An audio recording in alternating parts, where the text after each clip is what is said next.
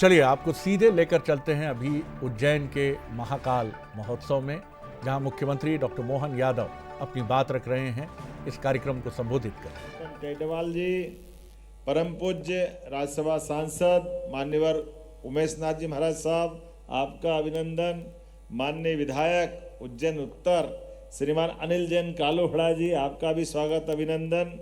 इस अवसर पर हमारे माननीय जगदीश अग्रवाल जी भाई साहब, माननीय राजेंद्र भारती जी, जिला अध्यक्ष संजय अग्रवाल जी, माननीय वरिष्ठ नेता एग्जीक्यूटिव काउंसिल के मेंबर यूनिवर्सिटी विक्रम विश्वविद्यालय श्रीमान रूप पमनानी जी, डॉक्टर प्रभुलाल जाटवा जी प्रदेश के उपाध्यक्ष भाजपा के, माननीय राजेश धाकड़ जी जिला अध्यक्ष, पीछे विराजमान पूर्व जिला अध्यक्ष विवेक जोशी जी, जगदीश पांचाल जी, नरेश शर्मा जी, समस्त अधिकारीगण और आप सब, मेरी अपनी ओर से सच में जैसा समय बदल रहा है और बदलते समय में हमारे सामने आंखों के देखते देखते उज्जैन और उज्जैन की छटा, क्योंकि जब महाकवि कालिदास का मेघदूत पढ़ो या बाकी चीज़ों को सुनते थे तो लगता था कि वो तो स्वर्ग से सुंदर नगरी की कल्पना करते हैं। उज्जैनी अवंतिका की दादा ने भी कई बार सुनाया है।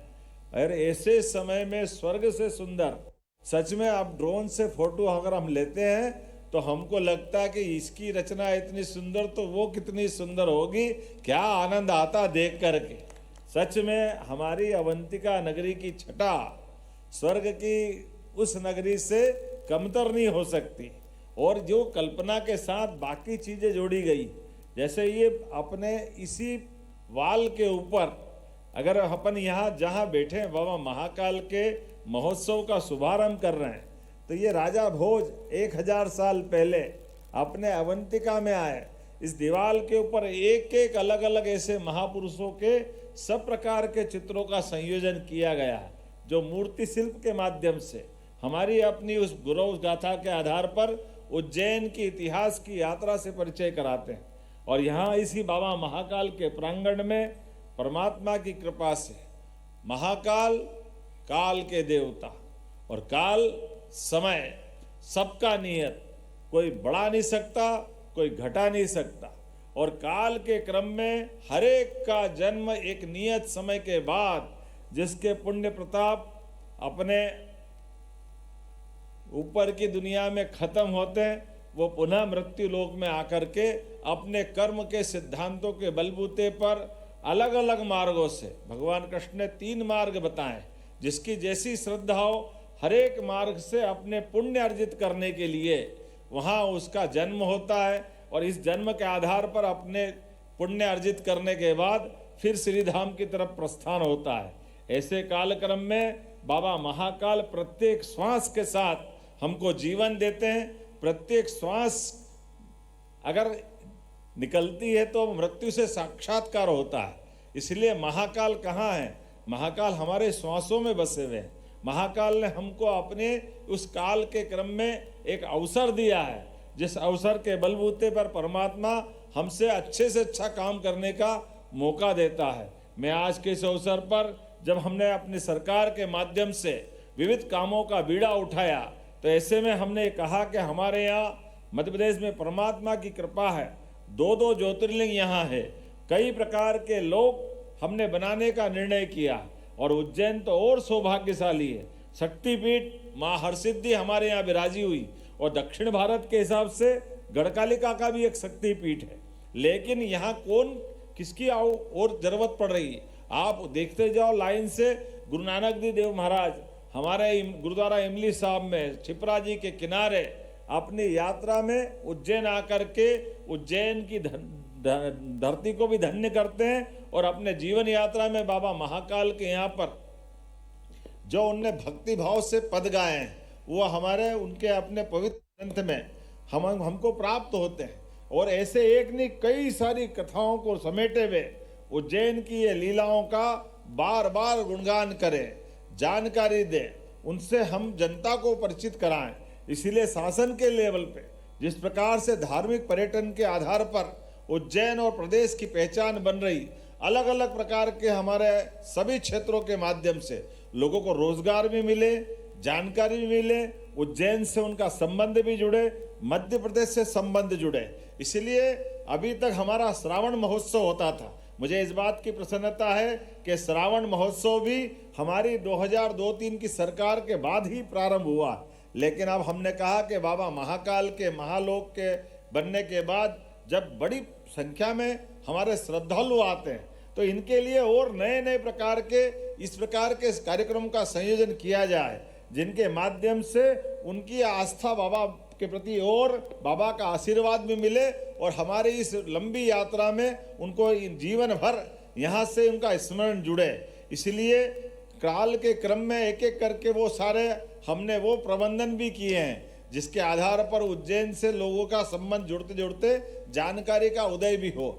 इसीलिए जब हमने गुड़ी पड़वा का पर्व प्रारंभ किया तो गुड़ी पड़वा के प्रारंभ के साथ विक्रमादित्य के काल से इतिहास जोड़ करके दुनिया के अंदर शासन की सुव्यवस्थाओं का उच्चतम मापदंड आजादी के 2000 साल पहले उज्जैन का एक लाल भारतवर्ष को पूरा आजाद करा करके शकों की आक्रमणकारी नीति को परास्त करते हुए सुशासन की उच्चतम मिसाल कायम करता है। यह हमारा सौभाग्य है। यह विक्रमादित्य की नगरी बाबा महाकाल के आशीर्वाद से दुनिया में एक अलग प्रकार से जानी जाती है। वो काल भी हमको याद है, विक्रमादित्य के जीवन की 32 पुतलियों का सिंहासन, उनके नवरत्नों की छटा, जिसके आधार पर बाद के क्रम में कई लोगों ने अपने आप को विक्रमादित्य के समान उनके मार्ग पे चल कर के उपाधि पाने का प्रयास किया। वो 1000 साल पहले राजा भोज का काल हो, परवर्ती काल में मुगल काल में अकबर ने भी नवरत्नों की जो अपने यहाँ दरबार में जगह दी थी वो विक्रमादित्य की वो नकल उतारने का प्रयास किया था। उनके बजाय हम वापस उज्जैनी पे आते हैं तो उज्जैनी के अंदर सावन महोत्सव, ये हमारे बाबा महाकाल की सवारी जब निकलती है प्रत्येक सोमवार उसकी रचना बनाई थी। फिर गुड़ी पड़वा के आधार पर अर्थात अब यहाँ से 3 महीने बाद शिवरात्रि तक उसको लेकर के आए हैं कि शिवरात्रि से लेकर के गुड़ी पड़वा तक 1 महीने लगातार उज्जैन में मेले लगेगा। ये हमने पिछले साल से प्रारंभ किया था, ये हर साल कायम रहेगा।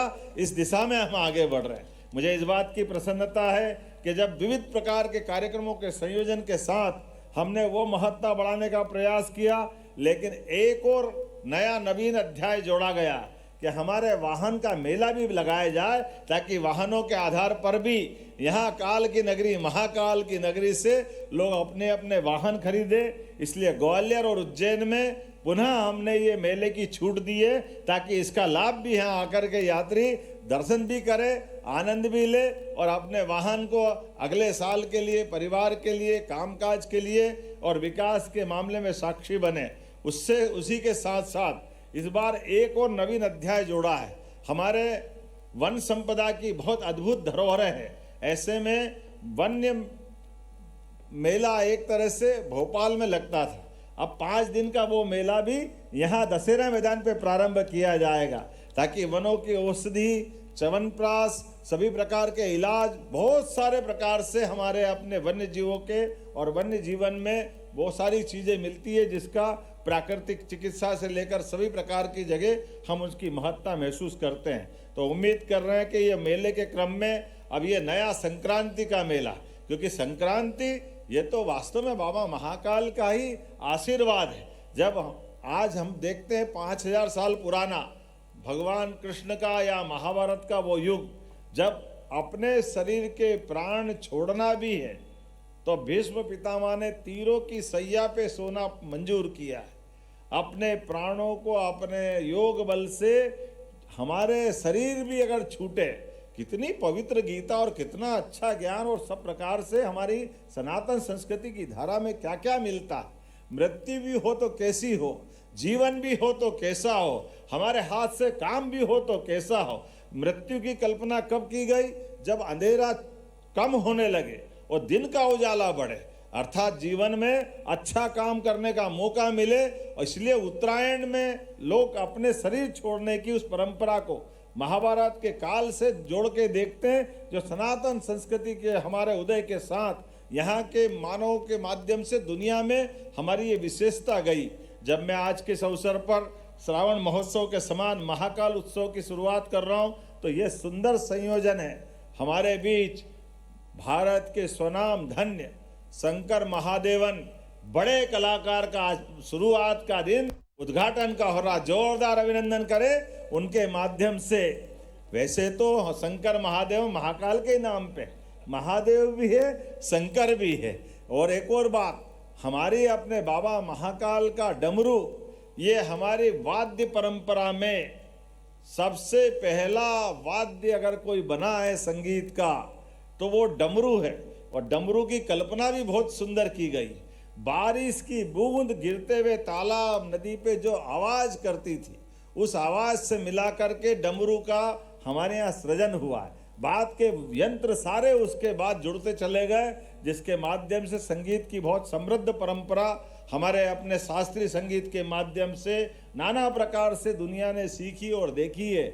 मेरी अपनी ओर से आज बाबा महाकाल के इस महोत्सव के शुभारंभ के अवसर पर मेरी शुभकामना भी है, बधाई भी है और उम्मीद करेंगे कि ये क्रम लगातार बढ़ता जाएगा। पिछले समय जब आए थे तो उज्जैन में आकाशवाणी स्टूडियो की सौगात मिली थी। हमें इस बात का आनंद है, अब अगली बार वापस 25 तारीख को आएंगे तो इंदौर से उज्जैन का हमारा 6 लेन तो करीब करीब 90% बन गया है, लेकिन हरिफाटक पुल के पास का पुल 6 लेन होना बाकी है। तो इसका टेंडर हुआ है, इसका शुरुआत करा करके एक नई सौगात देना चाहेंगे। इसी प्रकार से नजरअली मिल कंपाउंड में नगर निगम के पीछे स्पोर्ट्स कॉम्प्लेक्स की वो भी शुरुआत हुई है।